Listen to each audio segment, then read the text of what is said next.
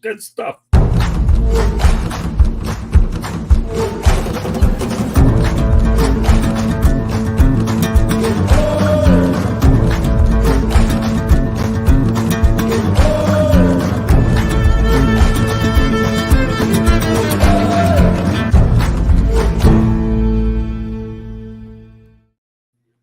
Happy Wednesday, everybody. Welcome to another edition of Pundit's Pundit. You will be getting 2 shows in 2 days, the first of back-to-back. So with that said, I want to let everybody know that the Pundit's Pundit is being broadcast around the world. The audio version of Pundit's Pundit can be heard on iHeartRadio, Apple, Spotify, Google, wherever you get your podcasts. If I'm reading too fast, no problem. We're talking too fast. You can always rewind it and listen to it again.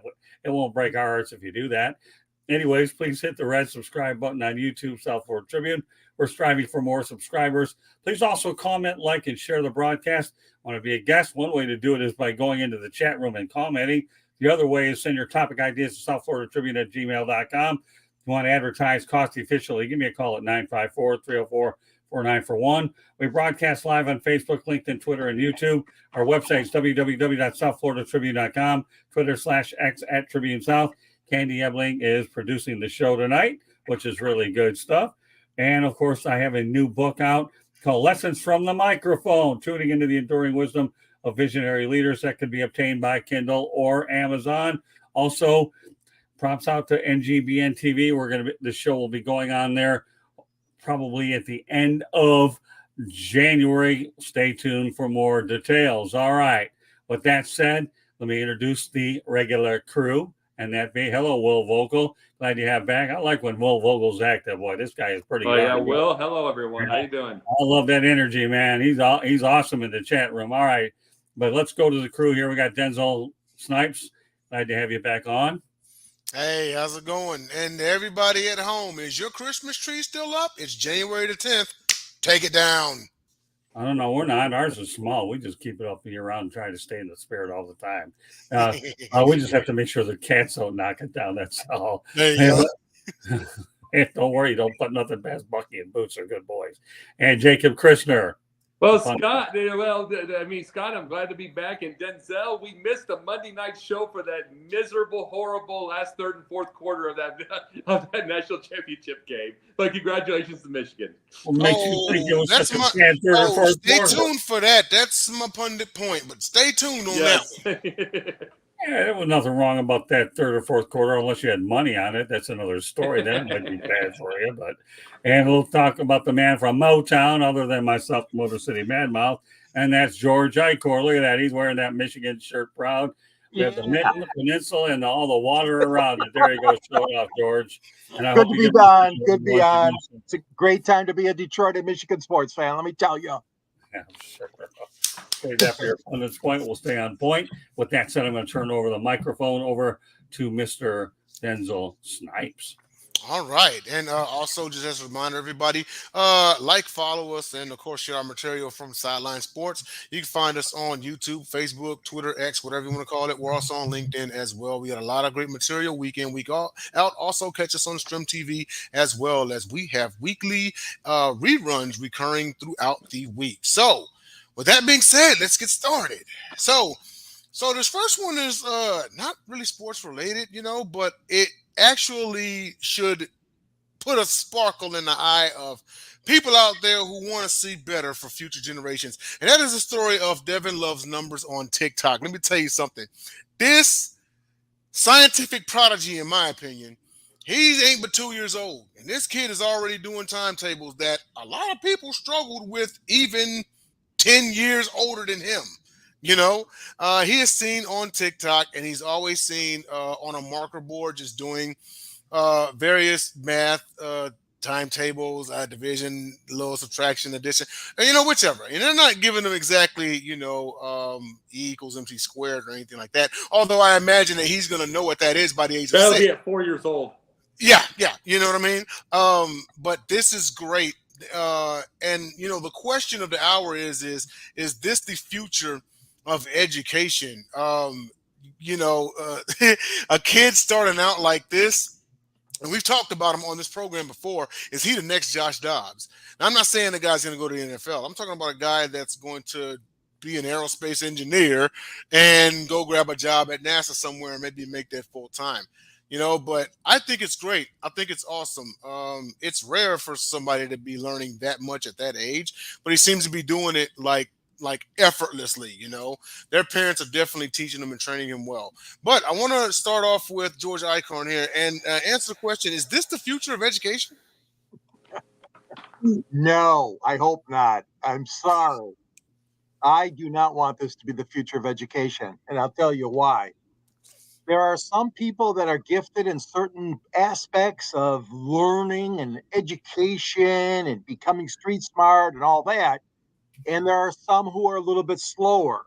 So I don't want just technology and TikTok or Twitter or whatever to drive all the education factors that go into raising our future citizens here in the United States or around the world for that matter. I mean, it is an amazing story. You're darn right. Denzel, 9.9 million likes, 671.6K followers. The young man is developed quite an audience and obviously has a lot to share about his learning journey being so young, 2 years old. I think that what happens though, if you have this dependency on TikTok and it takes you away from reality sometimes, social media is there. Obviously, it's continued to be there and it will continue to grow, no question about it. But I would hate to have it just be all or a good amount of one's education in school, in the classroom setting, et cetera, et cetera. I mean, we don't know. Obviously, it's only a guess on my part on how the world's going to develop as far as the education or the classroom, let's say, in the future. But again, this is an amazing story. Young man, the boy has done a great job and his parents as well. I think it's really an interesting story, but no, I don't, Denzel. I would not want the dependency on because I know there's some, but I've seen it right here in Detroit. I mean, there's some urban areas that just are still behind. They're still trying to, as you will, lay cable and install the internet, and some families just can't afford it right now. There are a lot of homeless people still in this country, as we know, and especially in my own state. So I don't want people to be left behind, for example, or they can't catch up and develop these skills as quickly as Devin Love's numbers. But I still think that obviously there's a lot of work to be done in that area as well, as far as getting everybody on the same plane and the same surface there. So that's my take on it. Well, Jacob, there you go. Well, Will, love seeing the kids that are wise beyond their years and hope this is the future of education that helps the different things we need as a world and help them and need help in our problems. Thank you. All right. No, let me say this. I think it's a future of education not because it's going to be on in classroom, not because of that. Because remember, there's only at the most you can only do 10 minutes at a time. So no, not on that level. But think about this for a second. That is there was a little thing during that whole time during COVID when they were saying keep these kids out of the classrooms. We have to protect them. Remember that, Denzel? We have to protect them. We have to do all this. In the midst of it, you had all these parents that were they couldn't go back to work. There was a lot of scared, and the kids were behind from the schools were behind. And then there was and then they weren't helping them. You want to know? And there were a lot of these subjects that were said. A lot of the talking points that were said was this doesn't help the minority population. Randy Weingarten, the head of the unions, were saying that. What is Devin? He's black. Yep. You think those parents are going to send him to any of those schools? He's probably looking at academic scholarship offers by the time he's 10. Yeah, maybe 8. You think he's going to any of those schools that they talk about? If he's not getting those type of schools, he's homeschooled. Yeah. This is the point. This is the point I'm saying. I said this is the future of everything, not because you were going to have like a classroom. You're not going to do TikToks any longer than 10 minutes. And even that's a stretch. I mean, my TikToks go 3.5 minutes. So, and that's long. So the biggest thing about this is this makes the point that I'm saying is your whole talking points out there about that this is not helping the minority population. Minority population doesn't need your help. It's like the ones that it doesn't help are the ones that you're hurting by itself. The other ones, regardless of who they are, aren't worried about color. They're just worried about their success. Mm-hmm. You got a little kid like that who's going to be successful. He's going to be the next Josh Dobbs, like you just brought up. He's going to be a. These parents, they don't care about all that. They're not watching that crap on TV. They're not watching all that news and all the victimhood and all that kind of stuff. They're not. That kid, he's going to a special school or he's homeschooled. Period. End of story. And it's like his big scholarships to the very best schools, it's done. So this is the point of what we say is something like that. Just like we talk about with these kids. Like I was at the Austin Riley event this year. I did the Austin Riley event this year for the veterans. Met a dad who was like 65 years old, had his own roofing company. 22-year-old that just graduated was going into that roofing company. And guess who's living with them or who's with them? The 7-year-old nephew, who I promise you will be in that company. That's 3 generations that did not have to care about all that. It's all set already. This kid will be starting that too. This parent's already started that on the kid, and that kid's going to start that for their futures. That is the future of education. Absolutely, and both you and George bring up excellent points on his end, and I wanted to reiterate something that he said, and that is he said he didn't want this to kind of become the standard, which I agree with. I actually liken it to, and you hear me talk all the time about the quarterback draft class of 2012. Whenever as good as Andrew Luck and Russell Wilson and RG3 did, and all of a sudden that became the standard. Now all of a sudden quarterbacks can't develop anymore. 1 year and you're garbage, you're trash, So I don't want that to become the standard. This is a special individual. And let's just appreciate his greatness, because he's going to be a producer. He's going to produce greatness for years and years and years to come, God willing.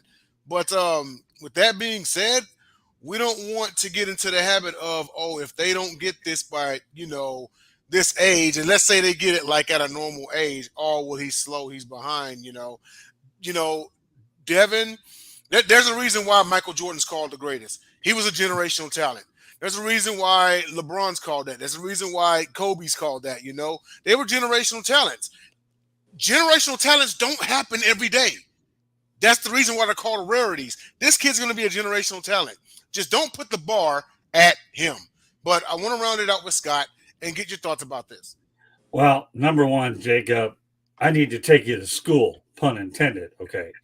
This is really an interesting one. I love it when you guys save me for last because I can compile this and ramble out one-liners as fast as you can snap your fingers. Number one, you say your average video on TikTok is 3.5 minutes. You sit there in the media availability. My average question is about 2 or 3 minutes before the PR guy gets upset with me. But then all of a sudden when it comes out, they're a little nicer to me. Number two, okay. First of all, I am one of those kinds of people that needs to be in the classroom, needs to go out there and talk to the instructor.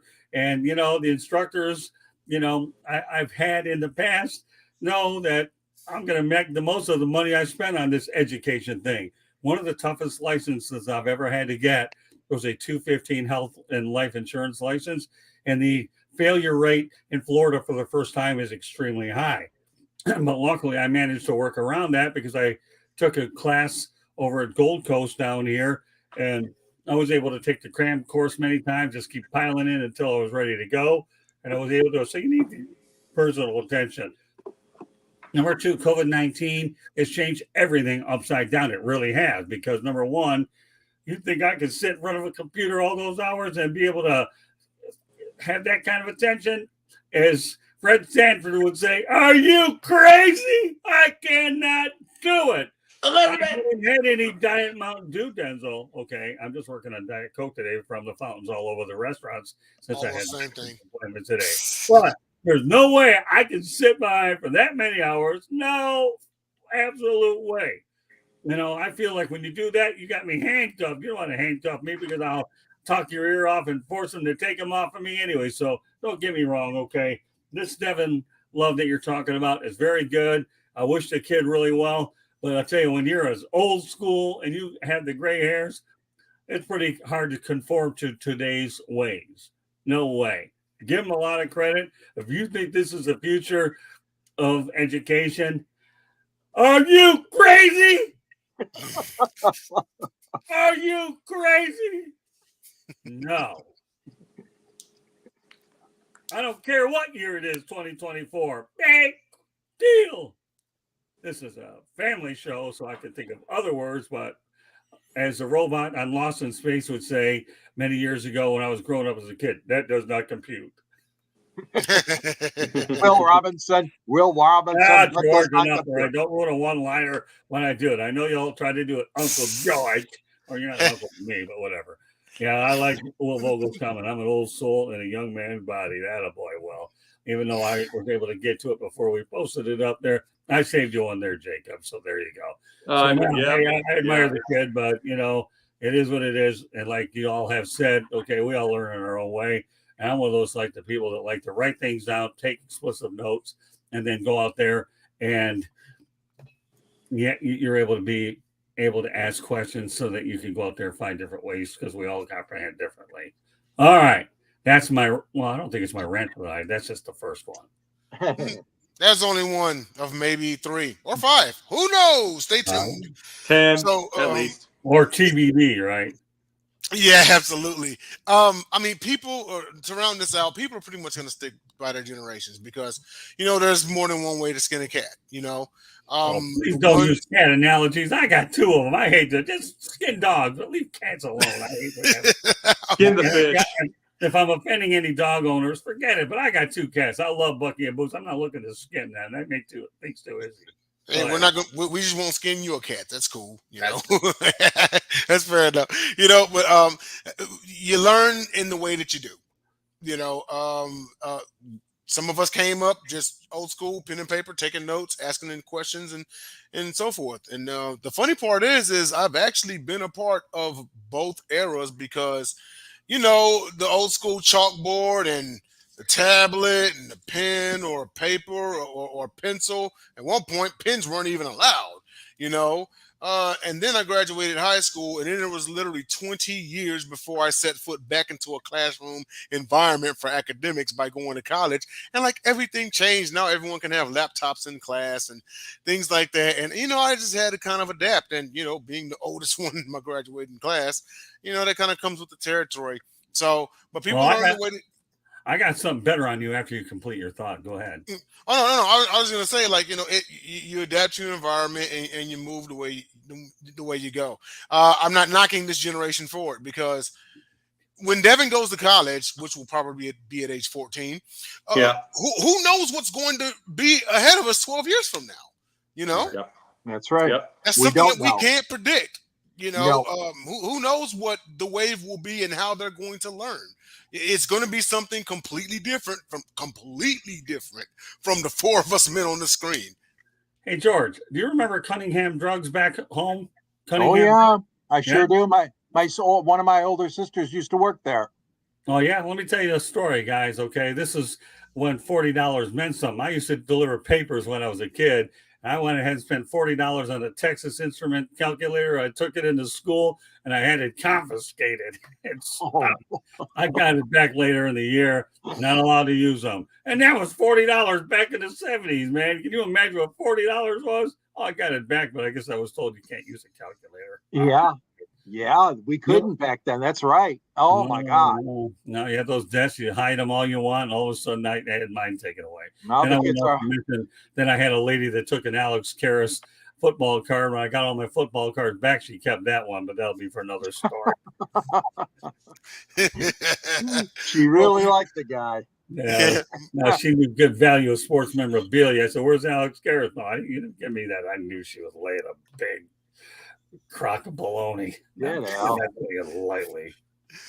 Well, definitely great conversation and notes and thoughts delivered on this one. We do have to move on though to our second topic, and that is the topic of Amazon's bid to save Diamond Sports that the Major League Baseball rejected. So, quick backstory.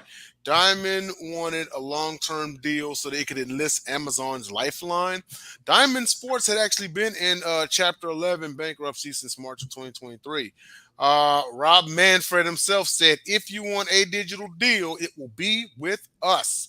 So my question here is this the right call by Manfred, or is this the type of thing that's going to set things back? Is he being a little selfish with this, or is he trying to do a monopoly thing, or what's going on? Is this he's already taken criticism, for being being the commissioner and everything like that? Does this kind of add on to the list? I want to start off with Jacob. You know what, though, before you do this, okay, this is unbelievable. All right, I have to put it up. Alex Karras was on Webster. Unbelievable, Yes. Will Vogel.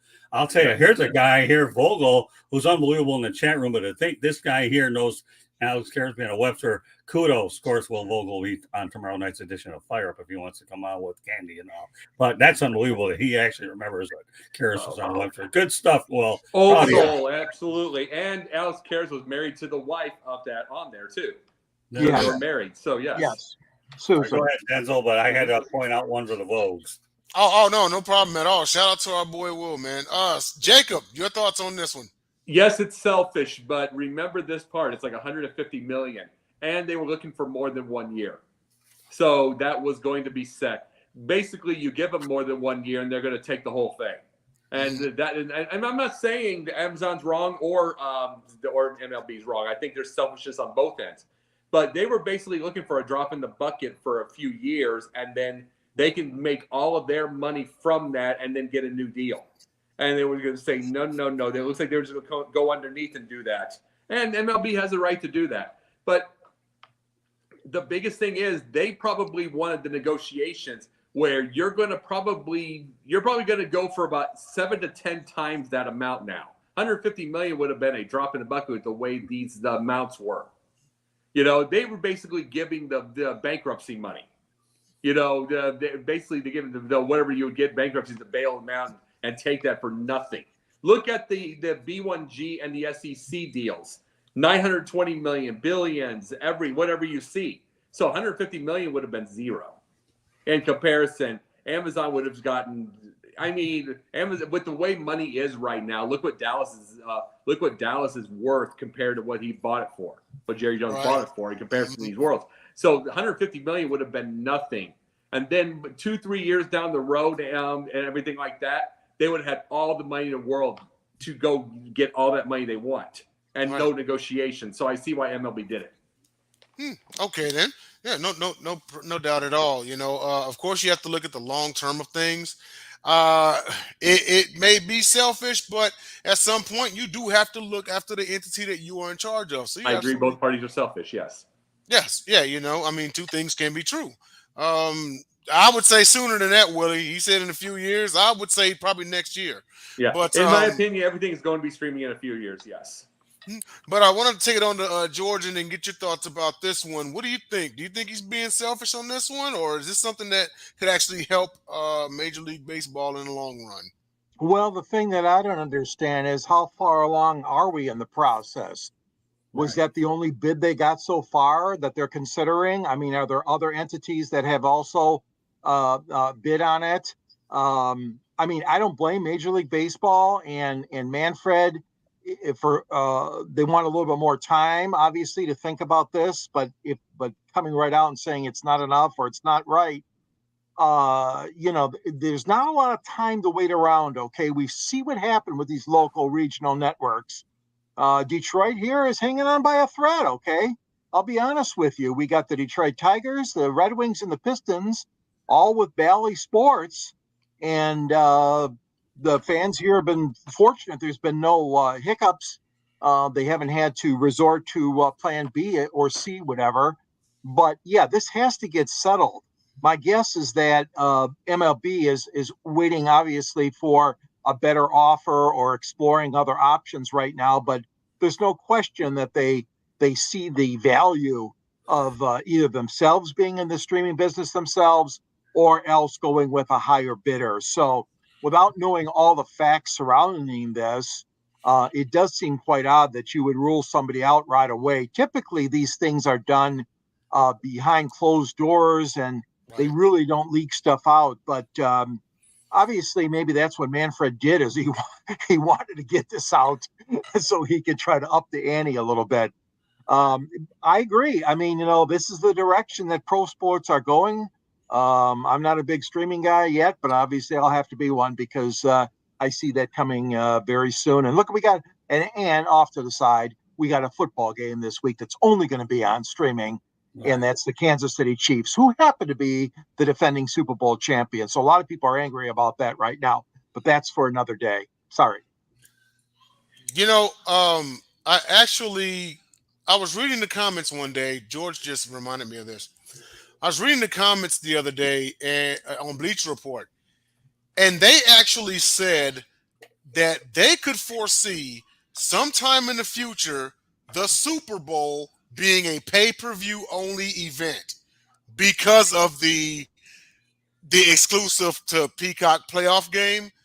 Yeah. To where they charge somewhere between $45 and $89 to watch the Super Bowl. Me personally, I think that would be counterproductive. Reason being is because if you check Nielsen ratings year in, year out, the Super Bowl typically is top 10 most watched things like all year long, right? Typically. Yep. I think those numbers would go down because number one, some people just don't have, $70, $80. And number two, some people don't want to pay that when they've spent so long watching it for free.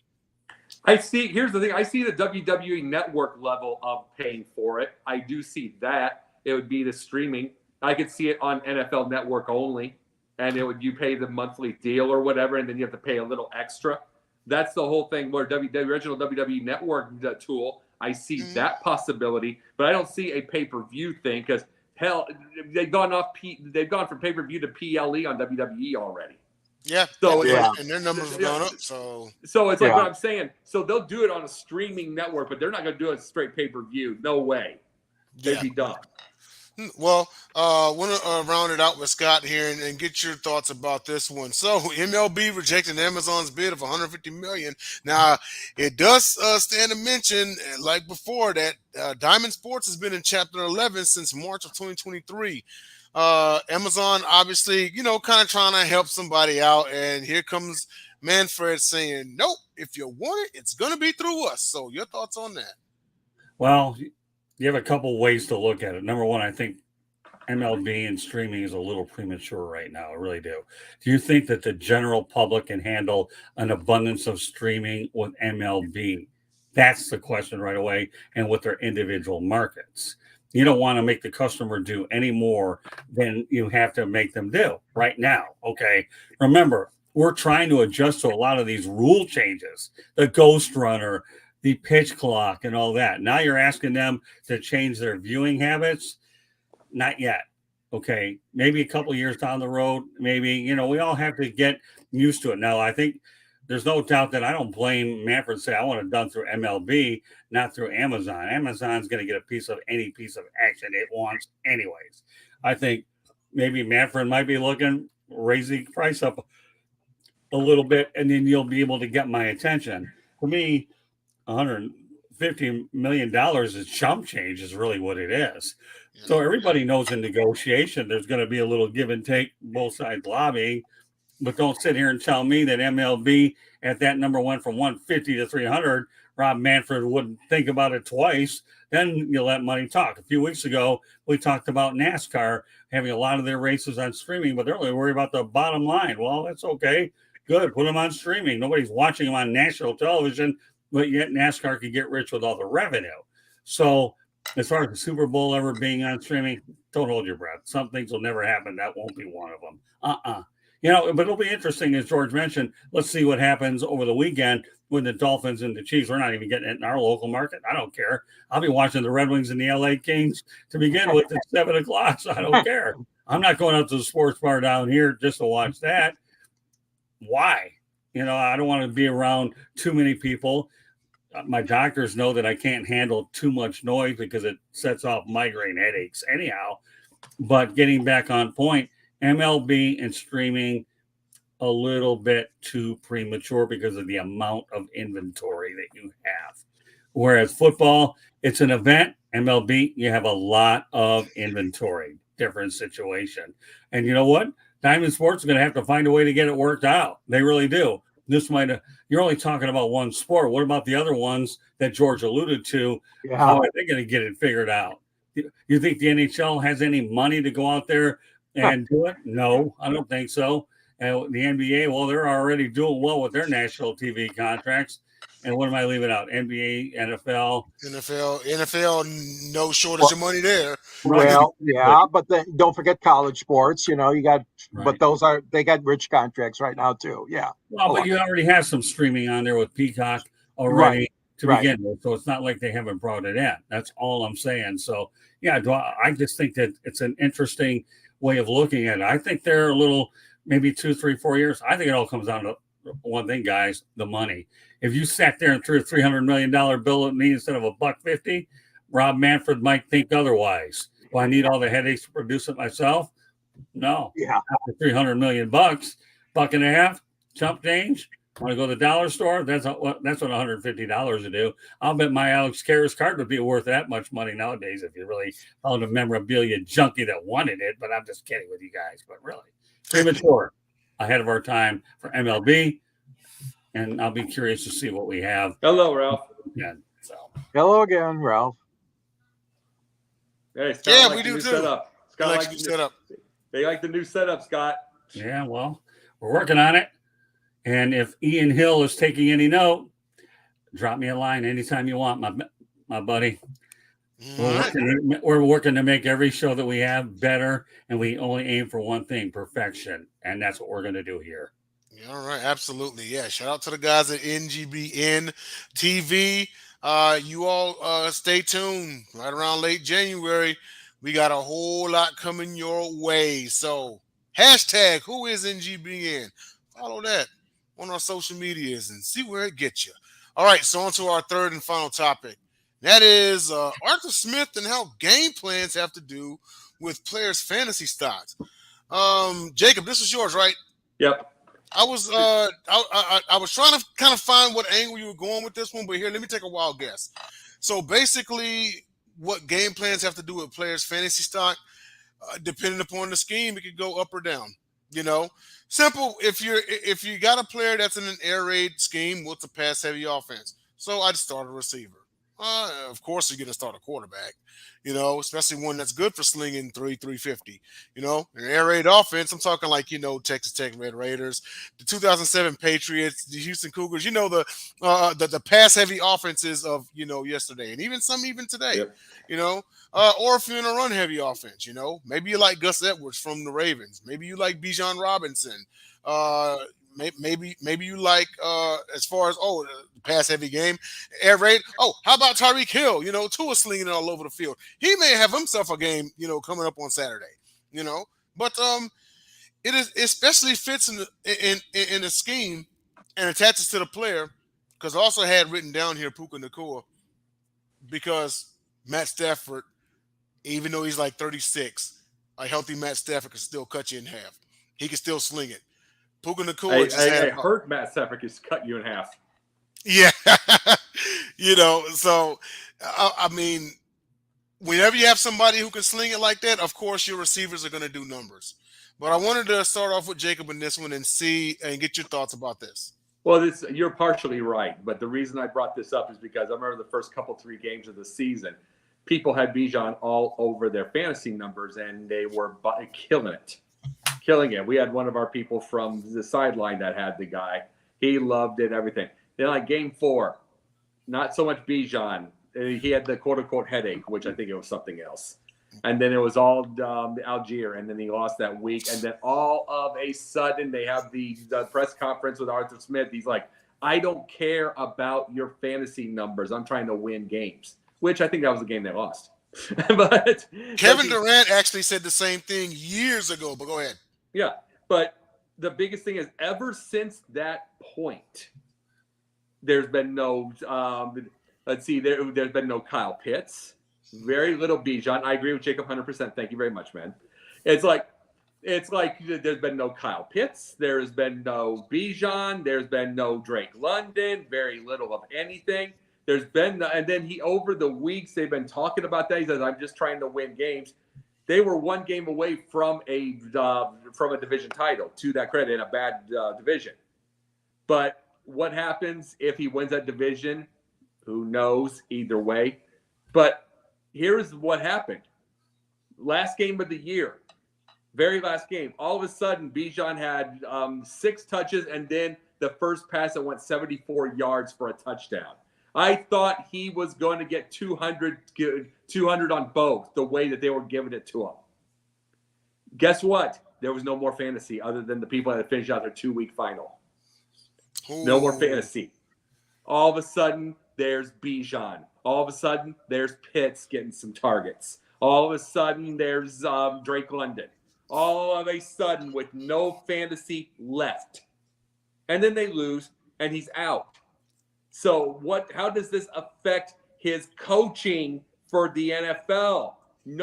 People knowing and seeing that he really was messing around with people's fantasy.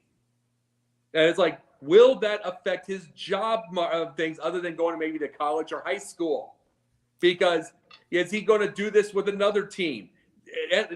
Fantasy is a multi-billion-dollar organization. NFL doesn't want a coach messing with that. And it's even the worst coaches are not doing that right now. And it's like, and we have to wonder how much of it with we can say anything from Mike Vrabel, who just lost his job, but he had Derrick Henry at the end of the year. You have to wonder how much that accounted for. And he'll get a job anyway because he wasn't doing anything to mess around or sabotage. But that's what I'm talking about with how much is it with that. Because Arthur Smith is now gone. Is he even going to get anything outside of the consultant job from here on out with the NFL? Yeah, that's exactly what I was going to say as well, as far as Arthur Smith and what's going to happen with coaches like him. Arthur Smith was out 7 hours before Black Monday even began. He probably couldn't even take the plane ride or the bus ride home. So we know definitely what happened with Arthur Smith. He was the first one gone. Yeah. As far as these coaches. But I want to send it to George and get your thoughts about this. Fantasy football may be a thing, may not be a thing. But if you can kind of make the tie and give us your thoughts, greatly appreciate it. What you got? Well, what I got is I don't like what I'm hearing, because anytime you start mixing gambling, the NFL, fantasy leagues, and all this stuff, you're treading down the wrong road as far as I'm concerned. Because yeah, these things can start affecting people and coaches, as you alluded to with our friend Arthur. I mean, there's no question about it. If you start down that steep slope, and it's a dangerous slope, you're asking for trouble. And let's face it, I mean, with the Supreme Court ruling legalizing gambling and for sports in most of these states, it's crazy right now. We see large amounts of money being exchanged in leagues that are set up by some of us as individuals, or DraftKings, ESPN. I mean, the big time players. It's crazy the amount of money that's being spent. And now, if you get players that are reacting, or coaches that are reacting, or trying to anticipate things going on, it's a slippery slope. I don't like it, because it's going to take away, obviously, the creativity of some coaching staffs. It's going to take away the credibility of the sports, especially the NFL, if this gets really slippery. It is a dangerous road. I think that the league is trying to get their hands around it. We saw what happened with the suspensions to several of the Lions players and other players around the league, just for not betting necessarily on games, betting in the premises of the NFL, such as the team training facilities or the hotel you're visiting with your team. So, I mean, this stuff is trying to be monitored. They got a big time staff working on this, I'm sure, in the NFL, but other leagues as well are going to have the same issues to deal with. So, it's just, I don't know enough about it right now, but I can see things happening that I would not be supportive of if we're getting these things intertwined between a player's performance or the number of touches and all this stuff. Yeah, it definitely is a bad deal whenever you kind of mix, that with and politics also as well plays a huge role.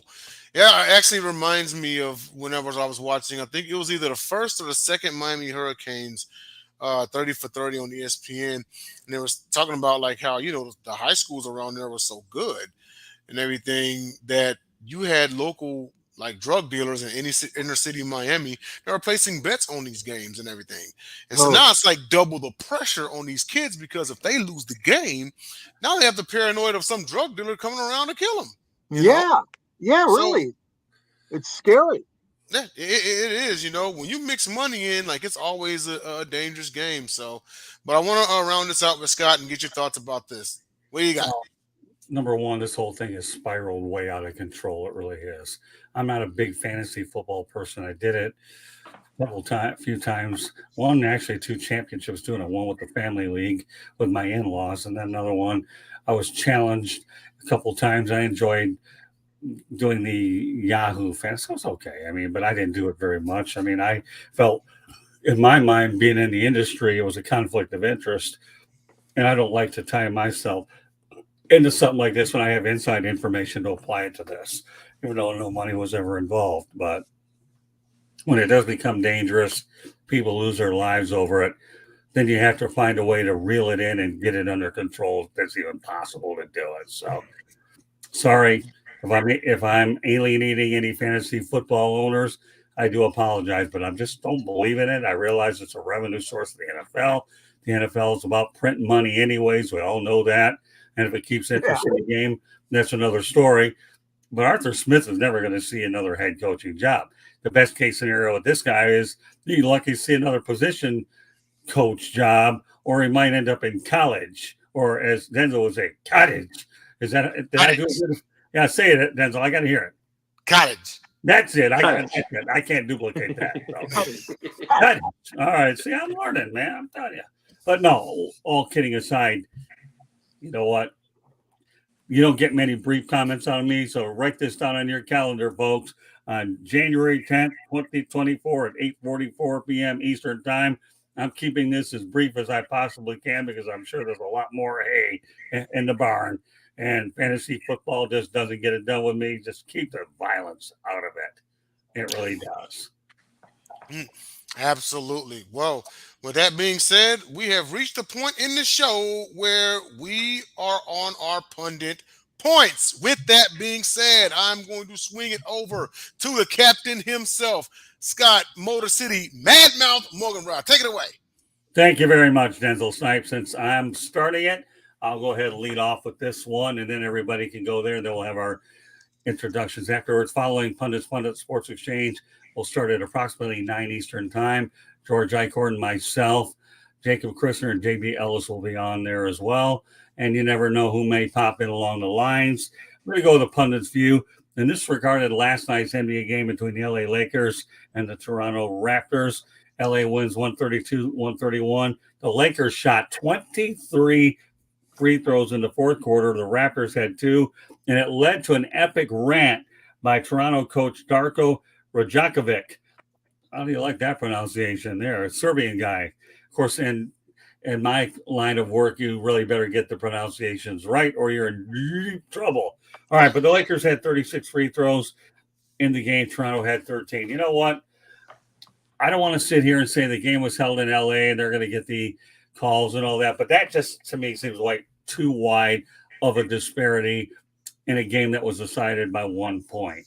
And I understand the Toronto coach for being upset, and I'm glad that he did have a rant, because if it did anything, okay, it showed his players that he had their back and he was going to stand up for his players, and more power to him. Whatever the fine is, I'm sure the Raptors will find a way to go ahead and pay it one way or the other under the table through the Canadian Parliament, whatever they have to do to pay the fine. But, kudos to the Toronto coach for going out. I just find it hard to believe 23-2 is too mind-boggling. It really is. And I don't care if there were intentional fouls involved. It doesn't matter at all. Period. All right, George. Well, my rant is going to be something that obviously is of deep concern here in Detroit and around the NBA. What is happening with these Detroit Pistons? Tom Gores is the owner. Tom Gores has billions of investments all across the globe, okay? The Pistons are just one of his investments. Let's face it. The guy has done nothing, I'm sorry, to build a winner here in Detroit.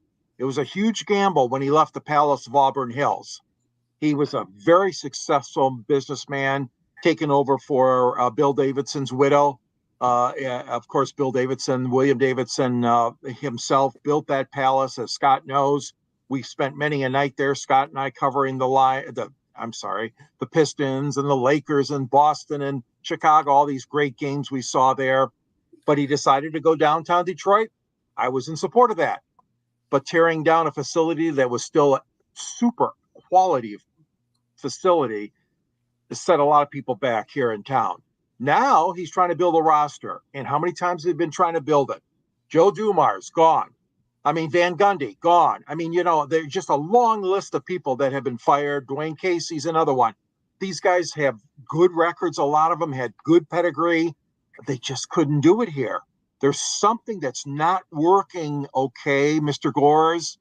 And I think you really got to look yourself in the face and tell yourself it's time to sell. I mean, you really do.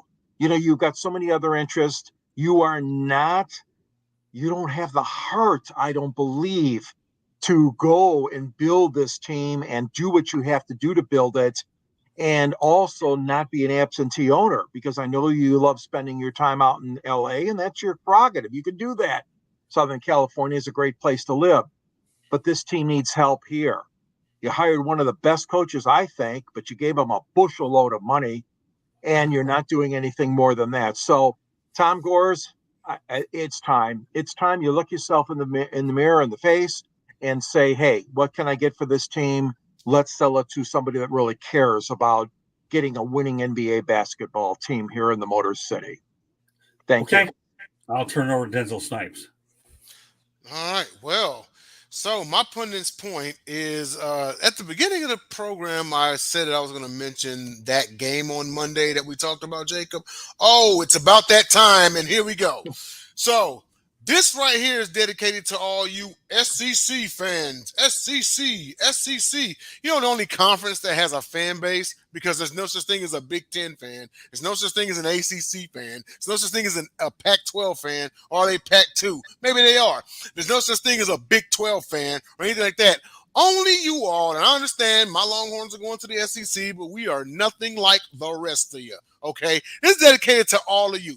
So this past Monday's national championship game between Michigan and Washington, all we heard was, nobody wants to see this game. It's nothing without the SEC. It's nothing without an SEC representative or Alabama, Georgia, or LSU. That's not sitting here saying that if they, were in the game that it wouldn't have viewership. But did you know that Monday night had 25 million viewers?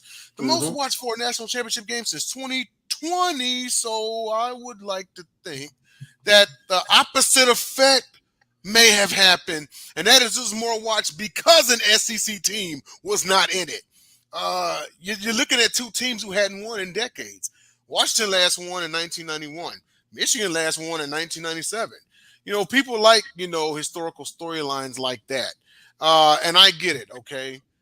Nick Saban's not going to apologize for consistently putting out a good team. I would have watched the game anyway. Neither is Kirby Smart. Neither is whoever's coaching, neither is Brian Kelly. It wasn't Brian Kelly. It was Ed Orgeron when they won back in 2019. I get that, okay? But the results in viewership stuck it to SEC fans who said no one was going to watch this game. And by the way, I'll add one more thing to it. It doesn't hurt to have the all-time winningest program in that game with the Michigan Wolverines. Numero uno, 1,004 wins, and a storyline with Jim Harbaugh only helped the ratings out even more to build on your point. Yep, absolutely. Yeah. All right, we'll turn over to Jacob. And congratulations to Michigan, by the way. For what I was saying was a boring third and fourth quarter, but I am happy for them. I really am. I am happy for that team. And I was saying, just real quickly, we were seeing if they were going to have a Gale Sayers game, 6 touchdowns, the way that was starting. Oh, yeah. But which one was going to be Gale, though? Blake Corum or Donovan Edwards? Exactly. Yeah. Okay. All right. This is my thing to the Bears. We got another season down, another losing season. In 50 years, the Bears are 31 games under 500. And it's outside of – this is the thing. Outside of Ditka and a little of Lovey, If it wasn't for them, it would be even worse than the Jets. Put it to you that way. But let me say this. What made Ditka? He built a team. And you guys both know this. Those teams were just lethal. Defense, everything. Run game. McMahon, if he was in there, great passer. Every little detail you could. It's like if you gave him 10 points, it was over, and then they just added. But everything that you built on. Ever since that point, though, forget the idea of quarterback. All that stuff. We already know that. But here's the thing: after 2004 happened, the Bears fans kept wanting something flashy, something cool. Just because you had Michael Vick out there, just because you had something, you had different kind of quarterbacks out there. They wanted to be cool to their high school buddies. So, okay, was Kyle Orton perfect? No. Of course not. But then you replace somebody that probably would have helped with a Super Bowl win because of that defense. And then you got rid of him. You let him go, and then you let him go twice, and you go get the flashy Cutler, who is off and on. And then I could just keep going like I used to say on that. But you want to know what the issue is? Bears fans, the team's never built for something. They're not built for the quarterbacks you want. You're the flashy you want. They're not built for it, ever. It's like you're not going to get a Mahomes. You weren't built. You would have ruined Mahomes. You didn't have the coaches for Mahomes. You didn't have the line for Mahomes. You didn't have the people for it. Look at Mahomes right now going into a playoff game. He has receivers that drop the ball and can't do everything. He's got Nagy instead of Bieniemy. Look how much they're struggling in comparison. Who was Nagy a part of at one point? Oh yeah, I get the point. Yes, but yes. Look at that. That's the thing that we're dealing with. That is showing that they would have ruined Mahomes. You keep wanting all this. You want the Bears, if they wouldn't have gotten hot, would have gotten Manning. If they wouldn't have gotten hot in 99, they would have gotten Peyton Manning. They would have ruined him too. There was no people around him. They would have ruined him also. Start rooting fans. Quit looking at your highlights. Quit looking at your YouTubes and your TikToks. Quit looking at your thing. You're not ready for Justin Fields. Quit it all. Try to look at building something. Build the whole thing. Until then, go get Kirk Cousins. Till then, go get players. Okay, it bores you. So what? Until you build something around and you go get that quarterback, till you get that star, until they build something, enough, because I'm tired of losing. Just to add to your point there, Jacob, because I'd heard several rumblings regarding Jim Harbaugh, and I know that the Bears had just announced they're actually keeping Eberflus, but me personally, I think if they have a shot at Harbaugh, the Bears will go after him. And hear me out for a second, okay? Okay. Everywhere Jim Harbaugh has gone, he's made them better. No one was checking for Stanford until Jimmy got there. Yep. And he had Andrew Luck, and he had Richard Sherman. No one was checking for him until Jimmy got there. Alex Smith was a certified bust until Jimmy got there. Yep. Then they got to the Super Bowl. He brought the best out of Kaepernick. Michigan was a Big Ten afterthought until Jimmy got there. Yep. Next thing you know, 3 straight Big Ten titles, 3 straight wins versus Ohio State, 3 CFP appearances, and a national championship. Now, call me crazy, but if Chicago has a shot at Jimmy, they're going for him. I don't want ever COVID anymore. I'm not going to call him ever Foos. He's ever COVID. But I mean, I'm not going to. I am telling you this. I am not. I mean, forget this. He as far okay. How about do the first demotion in history? Make him defensive coordinator because he is amazing at that. That defense is stout. But if till the Bears and that old 101-year-old owner and the dusty old ashtray of a franchise starts understanding something about building a team, forget the flash. Go get the most boring kind of quarterback. Go get your Kyle Ortons again. Go get it. And then when you built that team, get them. Go get it. Till then, I'm tired of losing. Okay. Well, you know what, Jacob? We're going to go get it too. We're going to wrap it up. How's that sound, right? Yep. All right. With that said, before I turn it over to everybody else, I want to let you know one more time that the Pundit's Pundit is broadcast around the world. The audio version of Pundit's Pundit can be heard on iHeartRadio, Apple, Spotify, Google, wherever you get your podcast. Please hit the red subscribe button on YouTube, South Florida Tribune. We're striving for more subscribers. Please also comment, like, and share the broadcast. Want to be a guest? No problem. Participate in the chat room. One way to do it. Or send your topic ideas to South Florida Tribune at gmail.com. If you want to advertise cost efficiently, give me a call at 954-304-4941. We broadcast live on Facebook, LinkedIn, Twitter, and YouTube. Our website, www.southfloridatribune.com. Twitter/X at Tribune South. Candy Ebling is producing for us tonight. My book, Lessons from the Microphone, really entails old school media versus new school media. And it's basically around what we're doing is tuning into the enduring wisdom of visionary leaders. I mentioned lots of great examples of that. And you can find my book on Amazon and Kindle. Also, get ready. The Pundit's Pundit and Sports Exchange will be on NGBN TV in the next few weeks. That's where our sneak peek should go. So, all right, quickly around the horn. Denzel, everybody know how they get a hold of you. Denzel Sniper 13 on Twitch, Nelly Nell 13 on Twitter, X, whatever you want to call it. Denzel Snipes on Facebook and Denzel Snipes 13 on YouTube. All right, Jacob, Cliff Notes version. Cliff Notes version. Yes, Jake the Pundit 1 on Twitter, Jake the Pundit on TikTok. On TikTok, that's what the whole thing I've got right there. 5 shows a week on Sideline Sports and the South Florida Tribune, and a few things along the way, including movies. Good stuff. All right, Jacob and George will join me on the Sports Exchange afterward. Speaking of George, go ahead. You can reach me at gicorn@yahoo.com. Follow me on Twitter or X on SandGSports99. Read my columns at the Detroit Monitor locally here in Michigan, or else you can read my columns on the Motor City Tribune, which is under the South Florida Tribune, and follow me. There's a link also on that at the end of my column to preview my book, and hopefully you want to maybe get a copy of that. So glad to be here. All right, we'll be back to the grind in a few minutes when the Sports Exchange comes on, and also we'll be back to the grind tomorrow when we have another edition of Pundit's Pundit at 8 Eastern time. So on behalf of George Eichhorn, Denzel Snipes, Jacob Christopher, my name is Scott Morgan, Roth Motor City Manbow. Thank you for joining us on Pundit's Pundit. We will see you tomorrow at 8 o'clock. Have a good night, and we'll turn over the Sports Exchange in just a matter of a few minutes. Good night, everybody.